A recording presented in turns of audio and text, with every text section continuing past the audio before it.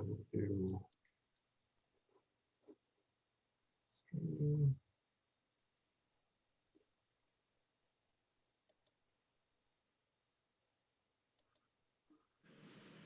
I think we're live. Welcome, everybody. I'm Tom Quinn, and I'm going to be moderating the session along with my sidekick, the infamous, notorious, maybe is a better word, Buzz Sorgi. We think we got a really interesting discussion for y'all. Let me just take a minute to set the context for it on this first slide in terms of background. We all know that there's another workshop going on right now that talks about that there's a growing number of watershed farms that are adopting good management practices that are improving the quality in our lakes and streams. And this is important progress, but it's not enough. And that was clear, I think, in previous presentation.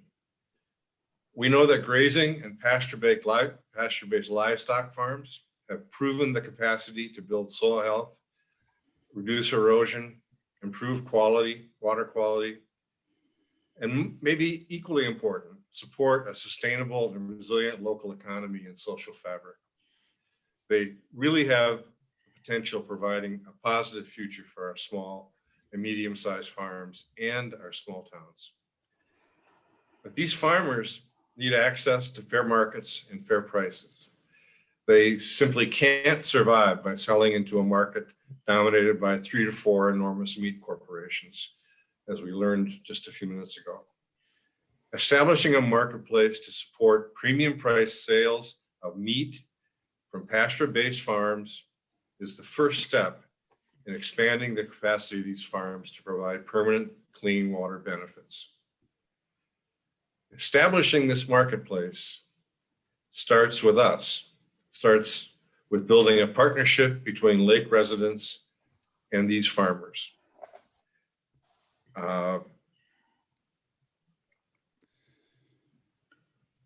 And that's what we're going to talk about.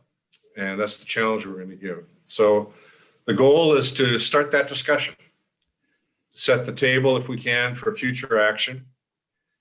We'll explore models for organizing a local marketing campaign or marketplace that can serve those farmers and those consumers. We'll learn about the practical benefits and perspectives for local farmers and discuss some next steps and strategies. This is a workshop that we won't be able to get into today, but the intention is to move forward with it after this is over with. So we have 2 presenters today, and I'll let them do an introduction to themselves. But we're going to start with Matt LaRue. Matt's an extension associate at Cornell University, and over the past few years, he's built sort of a practice in helping farmers identify innovative marketing strategies that can accomplish the kinds of things that we're hoping to talk about in this workshop. And then we'll move on to Ashley Steinke. Ashley is the operator with his family of Sedgwick Farms in Chippewa County. His family, I'm pretty sure, includes 1 wife and 3 little boys, 6 years of age, up to 6 years of age, who work with him every day. And again, the moderators are myself and Buzz. Buzz, do you have any other comments before we start? No, Tom, let's give these guys their time. Okay, then we'll go to you, Matt. Take it away. Okay, thanks. Hi, everyone. I'm just gonna get over here to sharing my screen.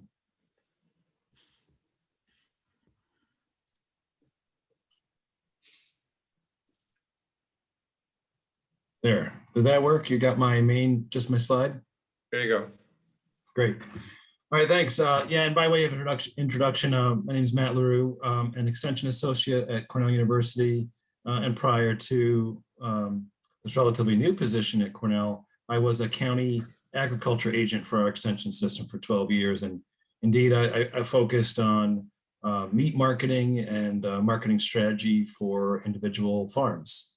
And we are seeing your full PowerPoint. If you want to, oh, you're not just seeing the slide. Yeah, if you want to switch to the full slide. Well, I want to attempt to anyway.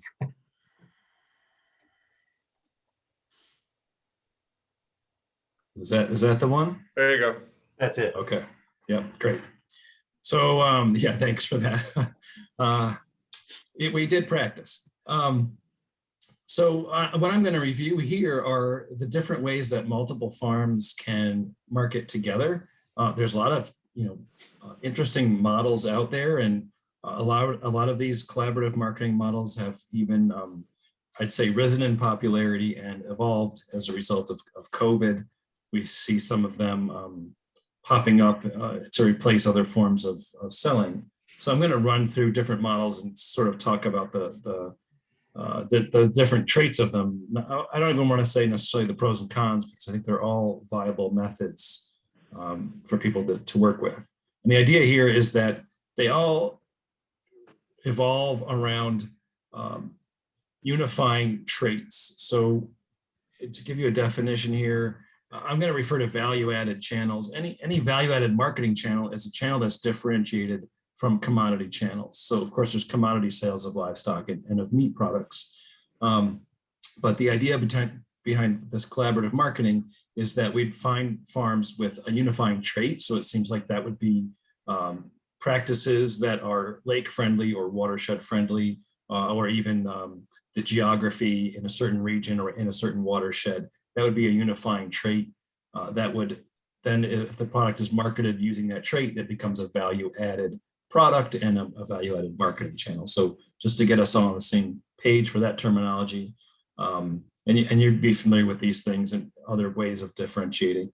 I also wanted to just define what fulfillment means. It's a word, again, that people probably became more familiar with during COVID, but fulfillment is just the idea that once you make the sale, for example, an online sale, that you need to pack up the item and get it to the customer, whether you're shipping it or the customer's picking it up at the farm or a central distribution point or for home delivery. So I'm going to talk about fulfillment in these various models.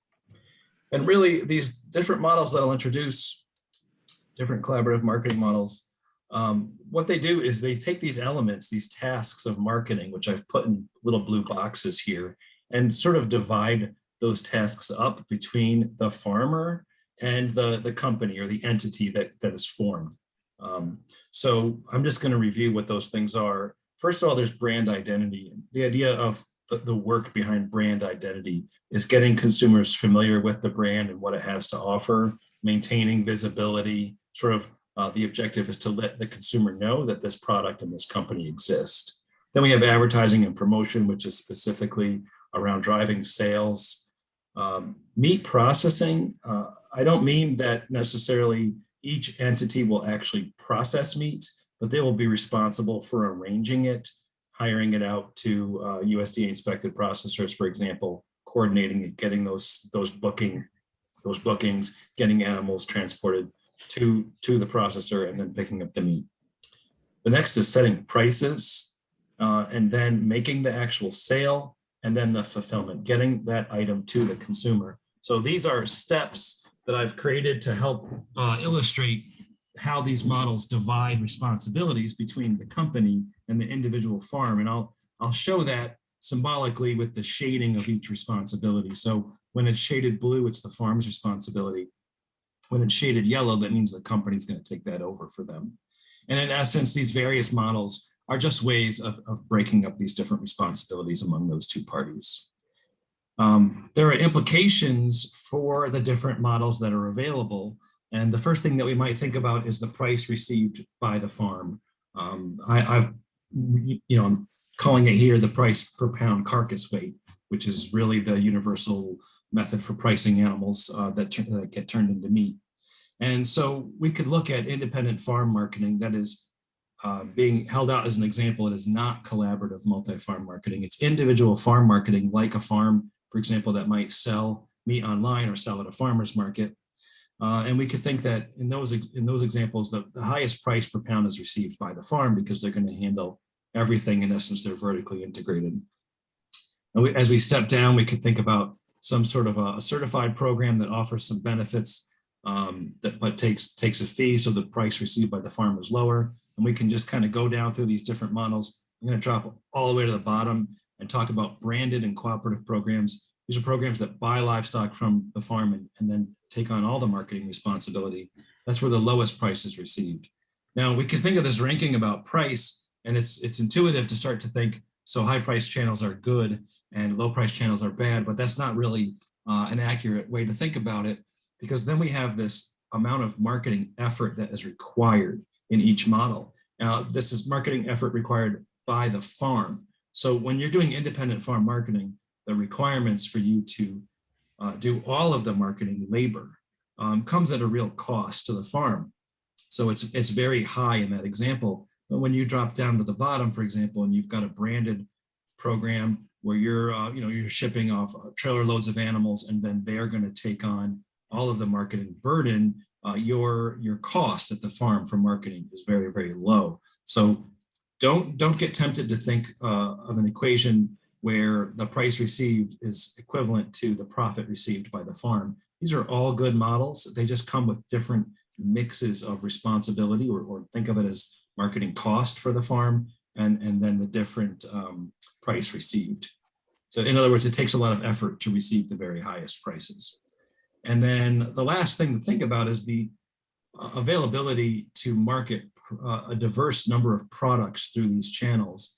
And what I'm really getting at here is that an independent farm can market whatever they like. They can market grass-fed, they can market beef and lamb and turkey, right? They can market whatever they produce very sort of agilely, with a lot of agility. And when you get into more and more collaboration, if you will, you need more uniformity across the product and the production system. So when you get down to a branded program at the bottom, I keep bouncing between these two as contrasts, there's not a lot of room for a large variety of production systems among these farms. Those programs tend to have a production protocol that dictates the acceptable feeds, the acceptable breeds, genetics, the vaccination program, and so on, because when they're rolling out into the market under one brand name, they need a fairly uniform product. So it does reduce the opportunity for farms to have a lot of diversity in what they produce when they participate in that. And then, as you can see, there's room for all levels in between. I'm just bouncing back between the top and bottom as examples. The other thing that I didn't put into this diagram that's important to think about is the volume of product that can be sold. An individual farm, there's a limit to how much product they can sell, whereas a regional branded program, obviously can move a lot of product across the whole region. So these are just ways to evaluate how well an opportunity fits any given situation. So now I'm going to get into the models, and the first one, as I mentioned, it's not actually collaborative marketing at all. It's independent farm marketing, just as a starting point for us to get our thinking wrapped around these models. So an independent farm marketing example, like a farmer's market example, the farm is responsible for all the activities. Again, meat processing is shaded blue here. What that means is the farmer is responsible for arranging to have the processing done, shipping the animals, picking the meat back up. They set their own prices. They're responsible for sales, maintaining brand identity, and then getting the product to their farm, to their customers. So this is, a great model for some farms. I want to point out that even if they're using some of these online services like Barn to Door or Shopify, those are just point of sale and web store applications. They don't really provide the brand identity or the advertising. So those are nice tools for independent farms to use, but the farm is still out on their own in terms of marketing. So the first collaborative marketing model that I'm going to present is certified and promotion programs. And we could sort of think of this as the highest level. And you can see most of those boxes are still shaded blue because the farm is still responsible for almost all of the marketing activity. The benefit to the farm is that there's branding and outreach, sort of advertising support from the branded program. Usually see this as a logo or a seal. This includes certified programs, even certified organic from the USDA. A farm benefits from having that certified organic seal on their product. It lends them some brand identity. It accomplishes some communication in the marketing, but then the farm, in essence, is still out marketing on their own. You can see this in buy local campaigns that represent a region.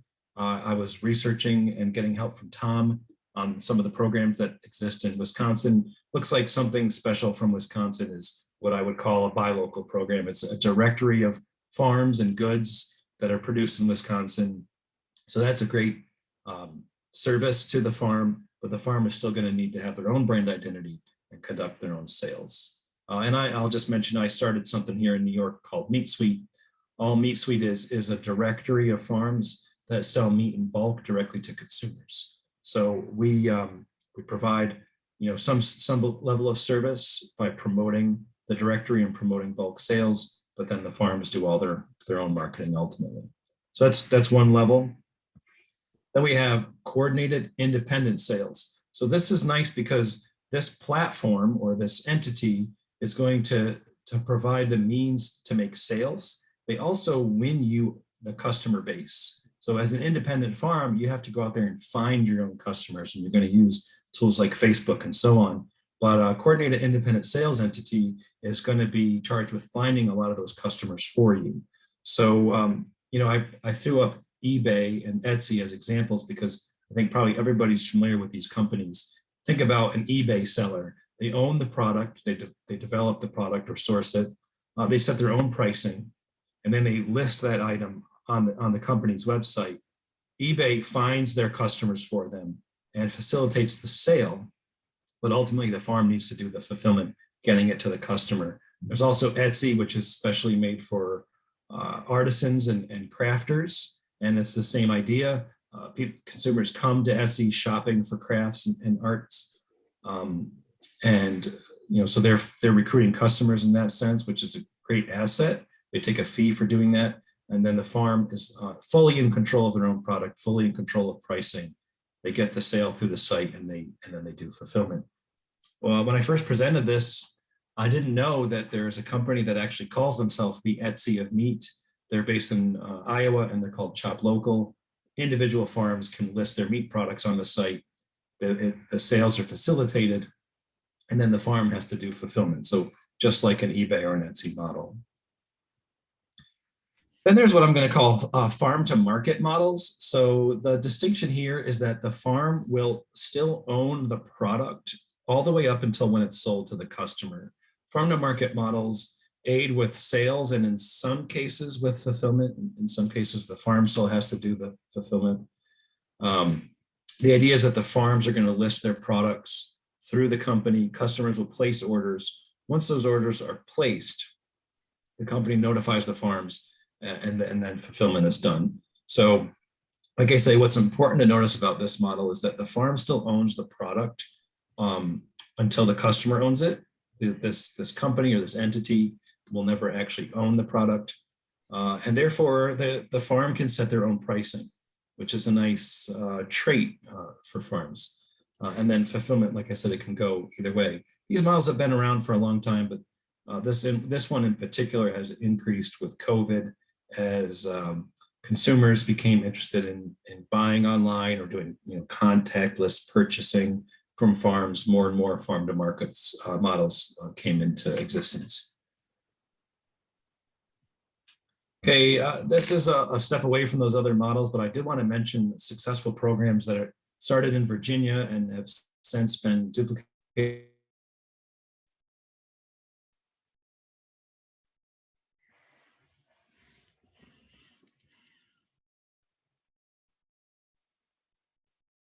In West Virginia and New York. I'm calling it live animal to buy large uniform lots of animals. The way that's being used in Virginia and New York is with feeder calves.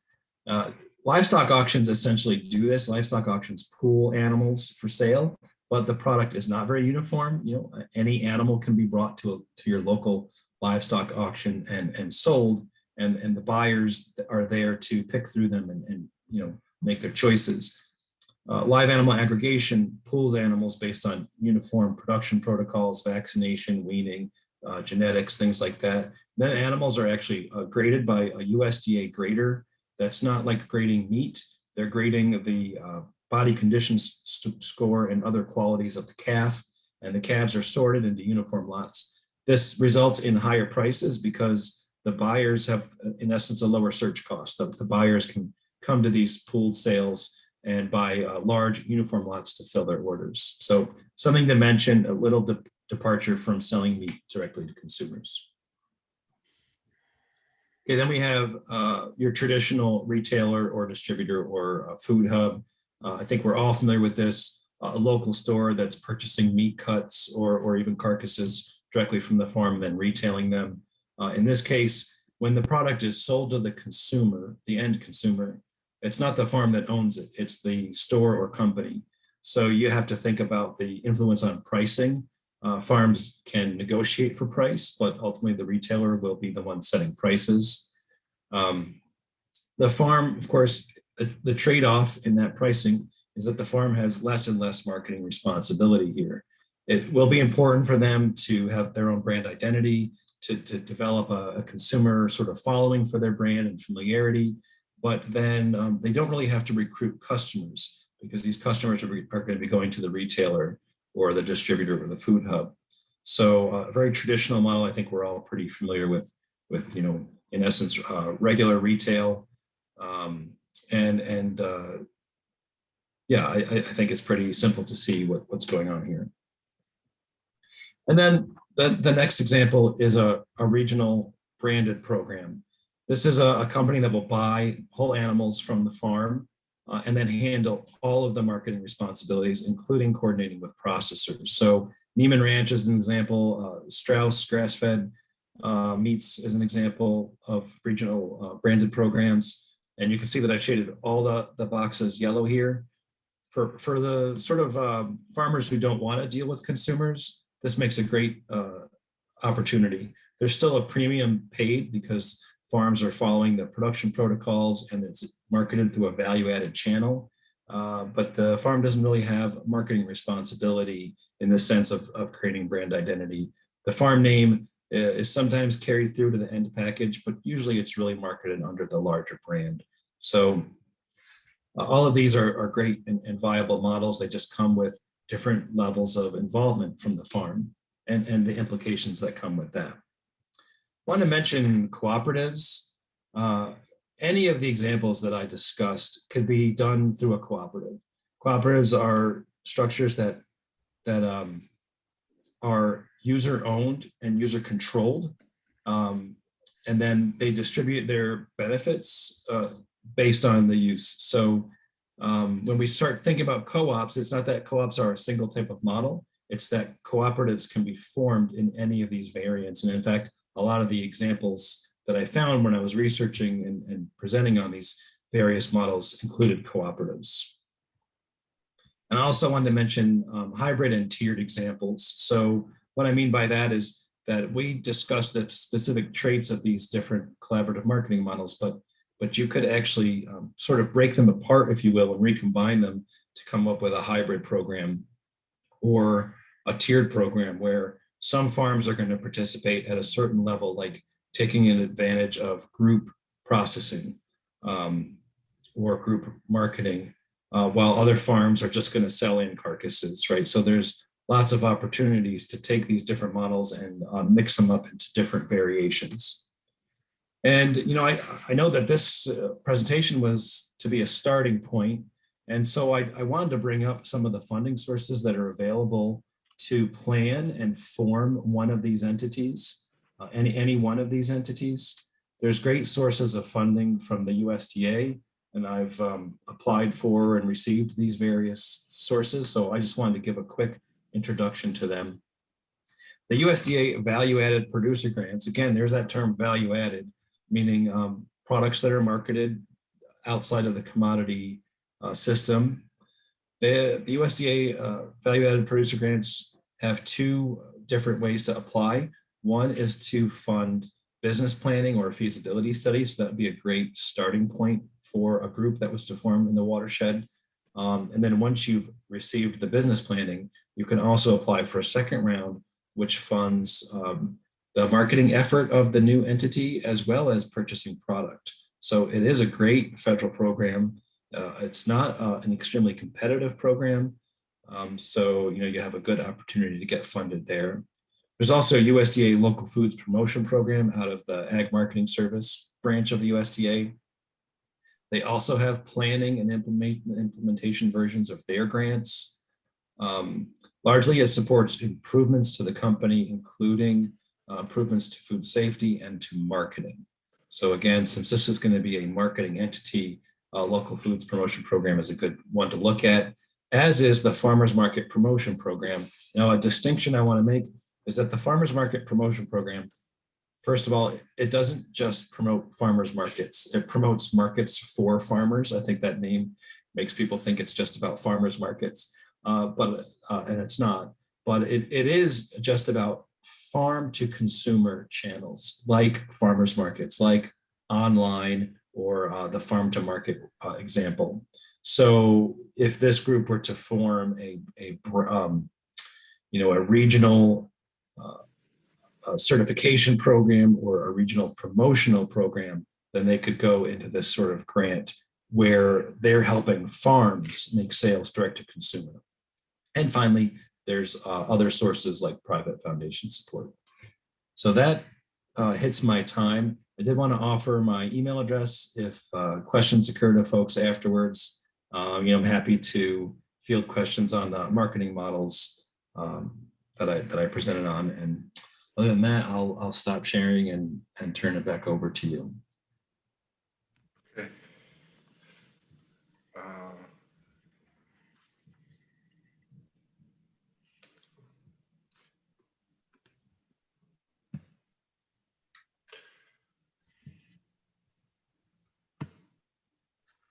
There you go. Sorry.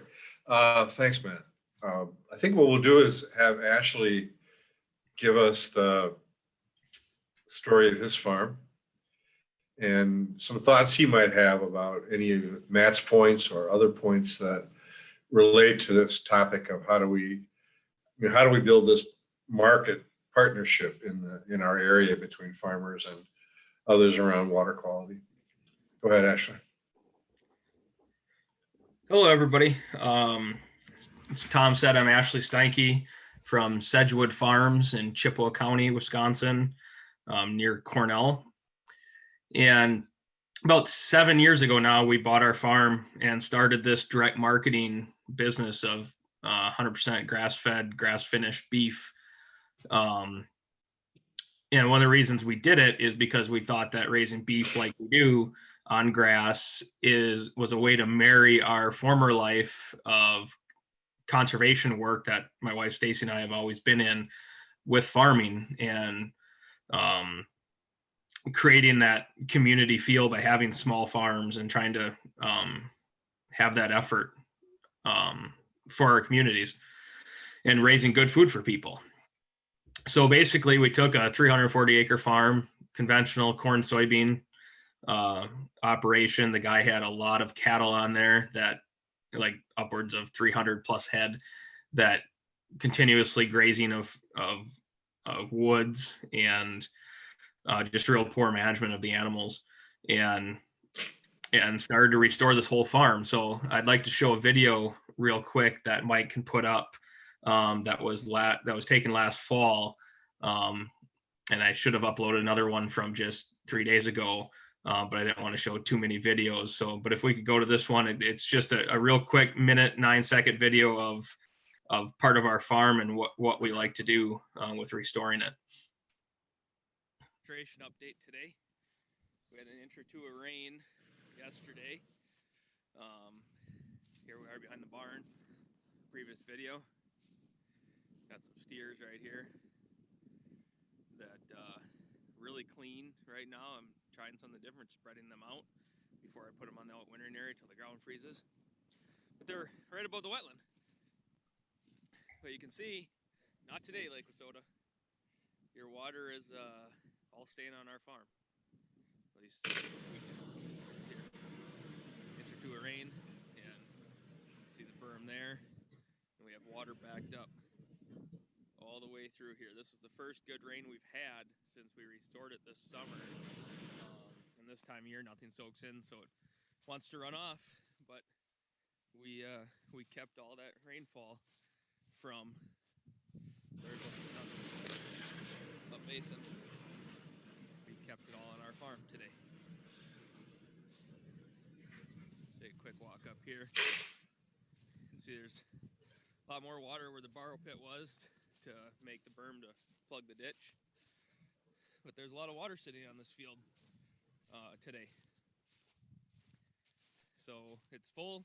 Next spring, migrating waterfall, mallards, teal, wood ducks. This will be a great pair bonding pond, and even a brood rearing pond if we start getting some overhead cover with some cattails and reeds and drowned out some of this reed canary grass that was growing in the bottom. Pretty good stuff. Y'all have a good day.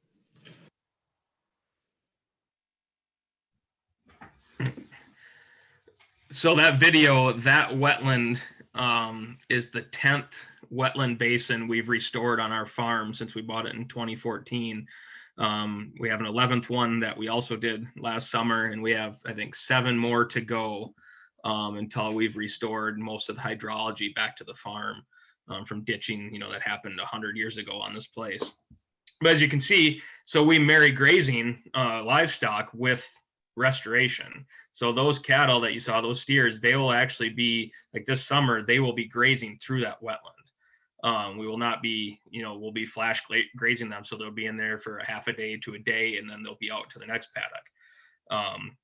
We truly believe that by grazing our livestock like we do, we can have a tremendous impact on the wildlife on our farm, which we're already seeing benefits of that. Just yesterday, I have a video. There was a pair of shovelers, ducks on there. There's a pair of Canada geese on that new wetland that have already staked their claim for it for the spring. And we're keeping all that water from entering Yellow River, which is just a mile from our farm, and heading right into Lake Wissota. I would like to have somebody do an analysis of how many millions of gallons of water that we're actually keeping on the farm. In terms of marketing our beef, since we started, for a lack of a better phrase, it's just been out really kicking tires and kicking ass, trying to get this product into people's hands. And there's several different ways that we've had. And going back to Matt's presentation, we do a little bit of everything that he talked about from that top to bottom, where you go from independent farm sales to branded programs. A majority of our sales now are independent farm sales, where we just had a farm Facebook page, and then it went from there and word of mouth. But we sell to 3 or 4 different restaurants, including another farm that they farm with the same ideals that we do. They have a burger night on the farm, and we are able to provide, thankfully to them, we're able to provide some of our beef that they buy from us. So we're really grateful to them for purchasing us and working together on their burger night they do once or a couple, 3 nights a week. Then we also sell in Just Local Foods in Eau Claire. We sell 3 to 4 steers a year there, and that's where we schedule, deal with all the processing, and then we store it, and then we deliver it to the store when they need be. And then also private sales. We sell a lot of quarters, halves, whole animals to folks. And we're in the process right now. We built a shed on our farm last year to replace one that collapsed underneath snow weight 2 years ago. We're going to put a walk-in freezer in this to sort of, because I'm really tired of going into chest freezers, and we're hoping to have an on-farm store right next to this walk-in freezer eventually, hopefully in the next year or so. And what we're hoping to do with that is not only sell our product, but also bring other people's products into the store, local pork, cheeses, milk, kind of like that general old country general store feeling, if you will. That's the best money, and to do on-farm independent sales. But like Matt talked about, it's a lot of time, a lot of effort delivering this meat. When we first started this and our customer base wasn't completely built up yet, we were selling animals to the Wisconsin Grass-Fed Beef Co-op, which is under the brand Wisconsin Meadows. We were selling half a dozen to 10 animals a year, and where it's a member-owned co-op, and we're happy to be members there. And to be honest, it's pretty easy. You load up a trailer load of finished steers and drive that trailer to Cannon Falls, Minnesota, and drop it off drop those live animals off and sign an affidavit that they were raised, according to the co-op standards. And then, get a check 3 weeks later in the mail based on the hot carcass weights of those animals. And then you could actually see that product being marketed in different stores and restaurants in Wisconsin. So it's been a lot of fun, this learning as we go, but also learning with our customers of, sometimes our eyes are bigger than our mouths, right? And you'll have some people that'll say, oh, we want to order a whole animal. And say, well, are you sure you want to order a whole animal? How about we start with a half or a quarter first and see where we're at when the next processing dates come up, and then we can always get you more. But I'm looking forward to going forward with this walk-in freezer in a store to try to be more flexible with the offerings that we have. I think a lot of people are kind of looking for that smaller meat bundle, if you will, off of a farm, because not everybody has a 22 cubic foot chest freezer to put a half of an animal in. And also it's just more convenient if they have a 5 pound or 10 pound box. But with that, of course, the price has to go up, because then that increases our handling time, the cost of running that walk-in freezer, of running the store. Challenges we're having this last year, it's hard to see any challenges, to be honest, because the pandemic was the best marketing tool that any direct marketing farm could possibly have. I joke with people that sometimes when my phone was ringing so much last March and April, I wanted to take my phone and throw it in a wetland on the farm, because it would just stop ringing every day. But it was, for the most part, the people were really great that were calling, and we were able to get product into most people's hands of what they wanted. And we were able to keep Just Local Foods shelves stocked, along with some friends of ours, Bergie's Beef out of Colfax. They're the other grass-fed producer for Just Local Foods. Between us and them, we were able to keep that part of the store well stocked through the pandemic. Some recent challenges we have is what somebody mentioned earlier in the session before us, is competing with national programs. We have a situation right now, a fight that we never thought we'd have to fight. A local co-op that is in the process of potentially merging with Just Local created through a national grocery association, created a coupon for free beef from these co-ops, and free butter, free olive oil, some other things to these coupon. And lo and behold, the butter and the beef came from national brands, and the small print on from the store is that they have to carry that product for 3 months if they're going to take advantage of the coupon. So here we are now competing with national brands in our small local co-ops, and it's pretty tough to compete on price with a national brand because of the scale.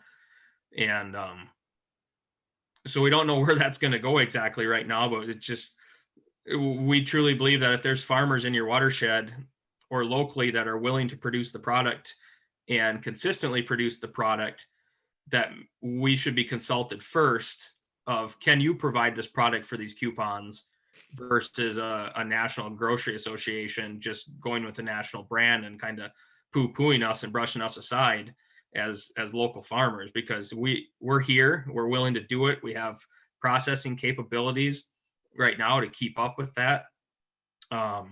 So I think if more people knew that on farms, that they could get into this market and get into this, and I think that goes towards Matt's point of the system of having several farms work together.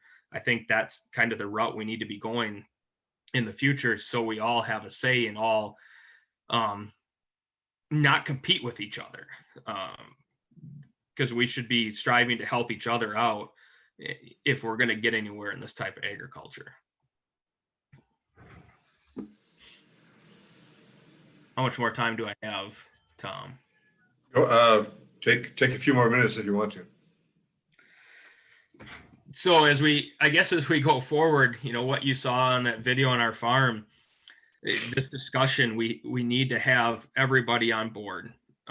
Local co-ops, lake groups like we have, the Lake Wissota Improvement and Protection Association. We have an impaired body of water, just like you guys do in the Red Cedar Watershed. if we want to get anywhere, we need to have everybody on board, and the bars on the lakes need to be carrying beef from farms in the watershed, or poultry or anything, but from farms in the watershed that are doing right by the watershed, that are grass based, reducing their runoff, restoring wetlands. I think that's the only way that we're gonna get anywhere here. So with that, I think we could take some questions. Yeah, I don't know if we have, Buzz, do we have any questions or? Yeah, I've got a couple. I guess maybe both of you could comment on this one. Talk a bit about how we going to, what's the first steps for a community to come together to start developing a marketing partnership with Matt, from your perspective, and then maybe Ashley, because we got kind of the 10,000-foot look here. Matt, you've done this in multiple states with multiple groups, and Ash, you're living in the watershed. You want to keep healthy, so maybe start with you, Matt. Sure. I think the opportunity is to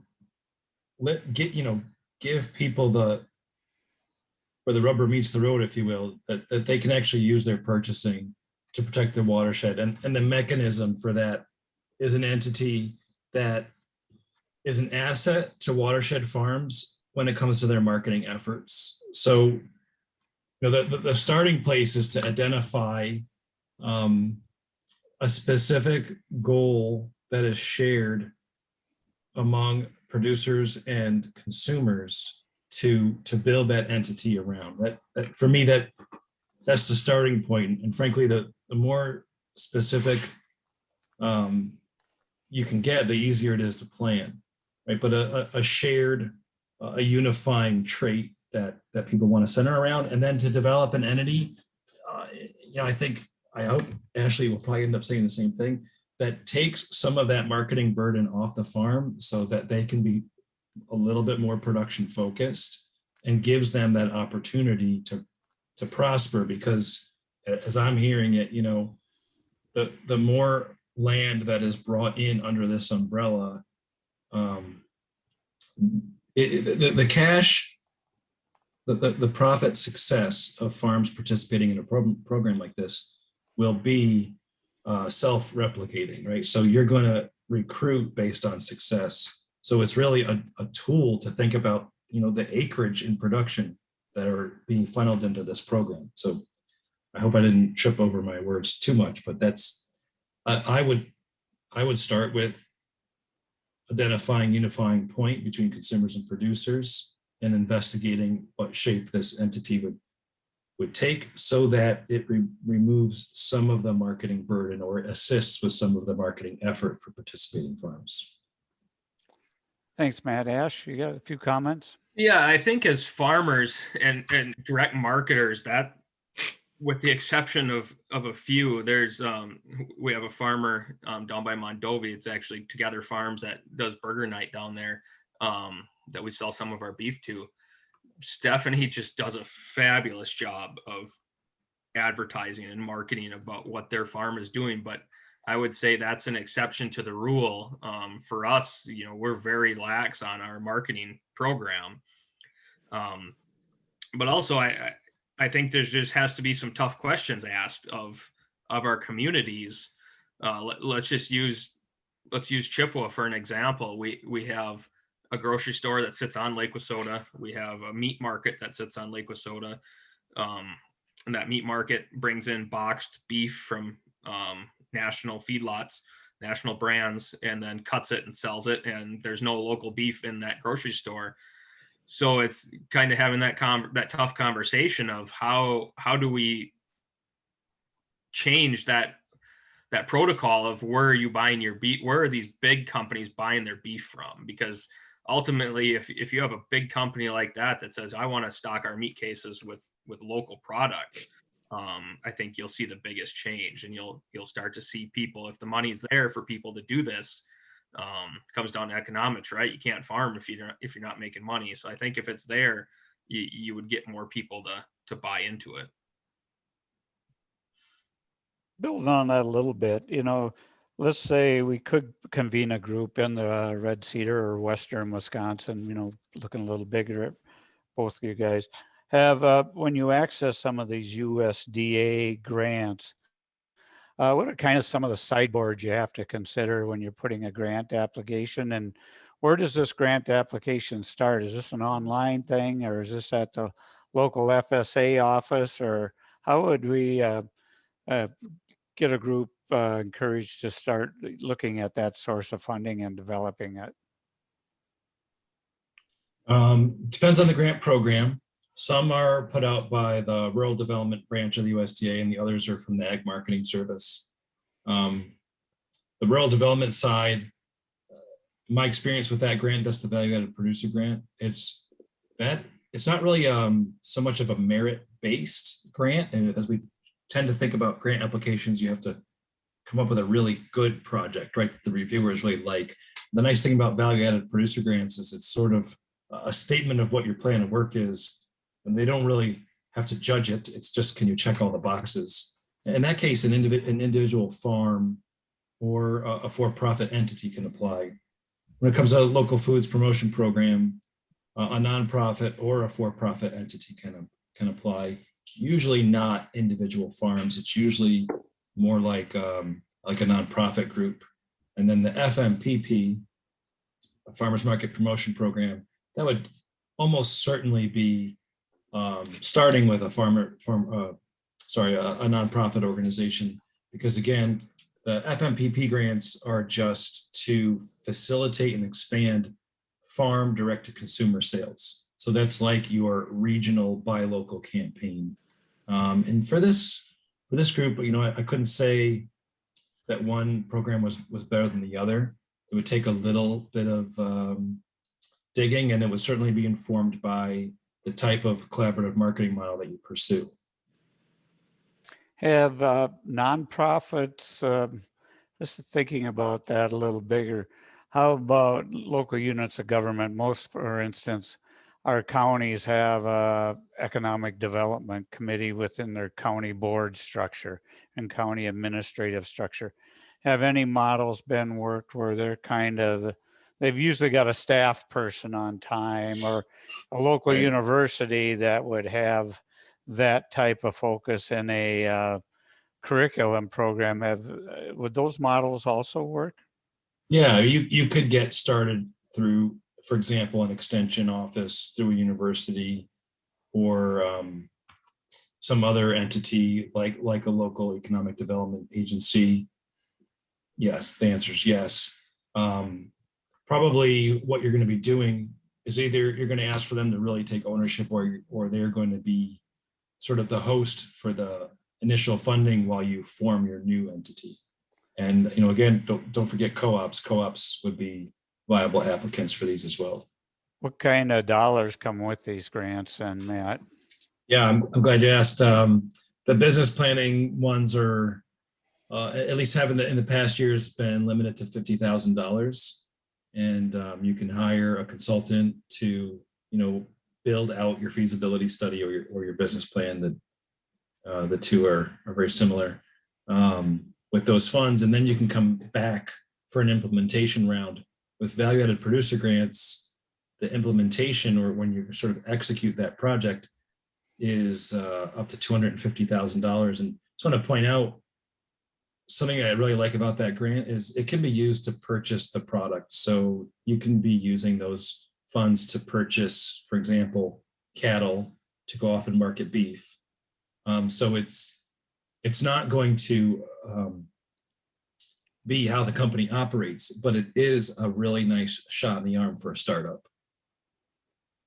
Have you ever done anything like where the entity actually owns the live cattle, and then a farm such as Sedgwood Farms would actually get paid for the growth they put on those cattle, and not have to put the big investment out of producing the animal up front, defer some of their costs to the end? I mean, that certainly could be done. It's sort of like a custom grazing model.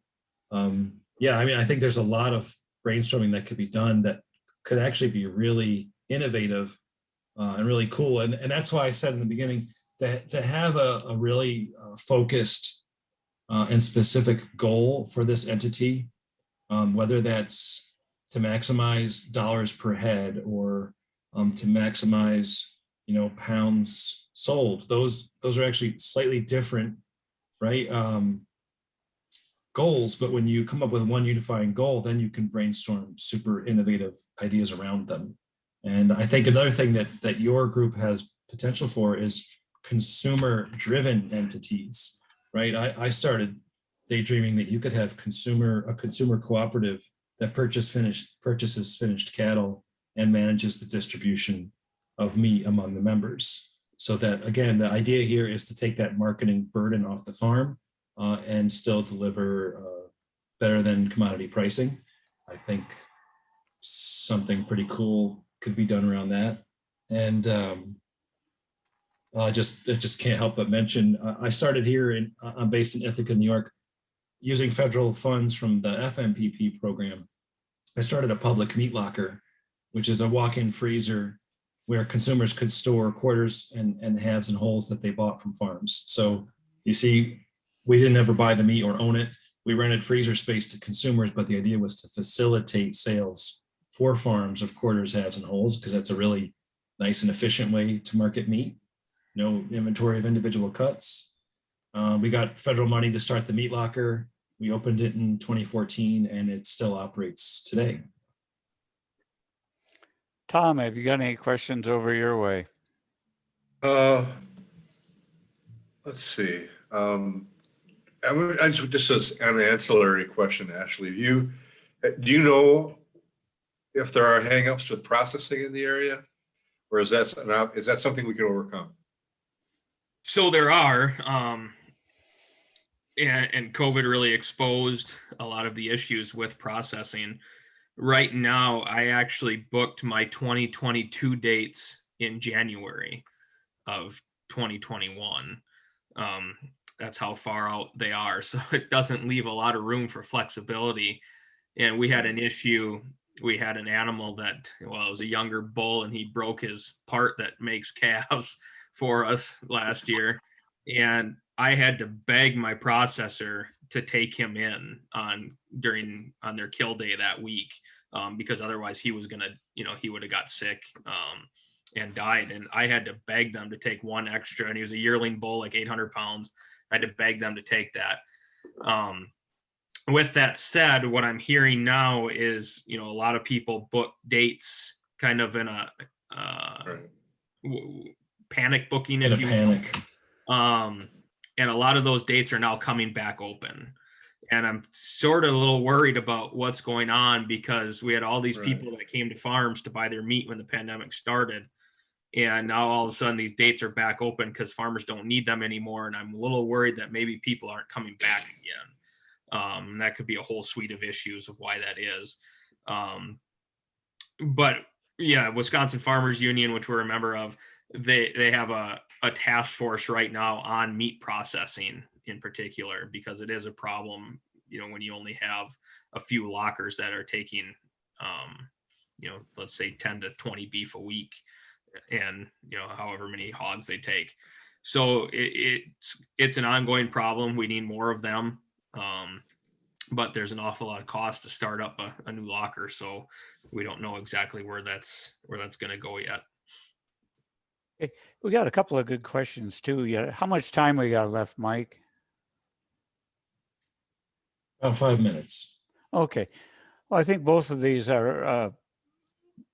We'll try and take them both. As consumers, how do we know what producers are using best management practice for water quality and land use? I always say the best thing that we always ask our customers to do is come to our farm. If they're interested in buying beef, come to our farm. It's an open door policy. I'll take you around, show you whatever you want to see on our farm. But I'd be remiss not to talk about one of the greatest assets we have going for us. And I talked about selling 3 to 4 steers a year at Just Local Foods in Eau Claire. We have a meat manager. His name is Nick down there.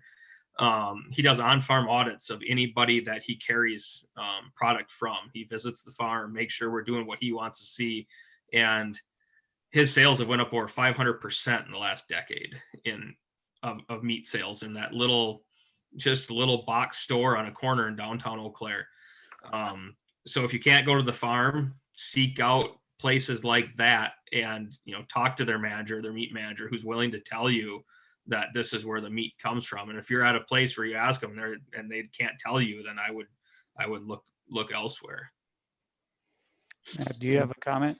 Yeah, my comment would just be that's to me, that's part of the opportunity that lies before this group, is that you could become the certifying body, right? So you have best practices for Watershed farms, and that's the branding, that's the seal that it ensures, and then there are many ways to sort of back that certification up, including farm audits, affidavits, but that's the whole idea. Is I think that's going to be the unifying trait, and the value added trait that's an opportunity. Sure. Related right to that, then, is there an established criteria to determine if a farm protects water quality? I mean, Ash, you gave great examples, but what you guys are doing, you're obviously, we know you're kind of the exception rather than the rule out there in many cases. But Matt, have you worked with groups to establish those production criteria and land management? Not around that. I've worked on protocols for strictly grass-fed and for all natural, but not actually specific to land management. Of course, in my region, we have a lot of wineries in the Finger Lakes, and there are lake-friendly farm certification programs. I'm not familiar with their content, but the ideology that they exist would serve as an example. Yeah, and Autobahn has a pretty large program that they're trying to start. That's basically like bird-friendly farming and ranching. So there are models out there for that. Hey, I'm trying to look through these questions. I think that about covers it. Just a comment, Buzz, if I could. I think that one of the things we hope to do out of this, from the discussion, it sounds like there'd be merit in going. We're hoping to go forward. I mean, this is an important thing. We have to address it, but to think about ways to bring together the important stakeholders, have the discussion that Mac talked about, and then identify a way to do a pilot project that could have the elements we need for a larger project to emerge, the right stakeholders, the right interests, some of the things that meet the immediate needs of the producers and the consumers, and then pull together the resources to start that. I don't think it has to be a heavy lift, but it will take some partnerships. Well, thanks, Tom. Yeah, and Ashley too. Just maybe you there are local grazing networks, and where are the mechanisms to bring those folks to promote a concept like this? And I'm sure I know you've opened your farm several times to grazing groups. How would you envision something this bringing a group together from the grazing networks and our lake communities? Can you say that again, Buzz? You broke up. Oh, sorry. We have you guys are part of grazing networks. I know I've watched the grazers. You've hosted them on your farm times, and then we also have local networks of our lake groups throughout the Red Cedar Basin and the Chippewa Basin. How would you envision bringing those two groups together first? Just start introducing the concept and a little bit of breadth of relationship building among the leaderships of each group. We've done a few things where we brought like Chippewa County Land Conservation Department does Canoes for a Cause, where they do tree plantings on local farms that are doing some conservation work. And we actually hosted a Canoes for a Cause event on our farm that brought a lot of consumers out, and then they had a lunch afterwards in another place. Our grazing events, so we've had pasture walks on our farm, we've had lake groups at our place. But I think that was more based on them just being able to come out and see what we're doing. But I think we could do something similar to that, but have it more structured with the goal of, having those events, a meeting, if you will, to talk about how do we bring them together. But I think it Right. should take place on the farms and not in Great idea. a Zoom call. Let's start getting together this summer because we can be safe outside and come to our farms and let's start getting this done. Uh, Great idea. I think it's an outstanding idea. I just want to thank both you, Ash and Matt, to kind of help us develop these thoughts a bit. And you've let us really building upon Adam Reamer's keynote at lunch. And now we got some more direct opportunity here to start building this this concept for us in the Red Cedar. So Tom, do you have any closing comments? No, that's fine. Thank you. Right. Thanks again, Thanks, both you you guys. guys, for taking the time. I know it takes a lot of time to put these presentations together, and they're much appreciated. Thank you. Thanks, everybody. Mike, how are we doing on time?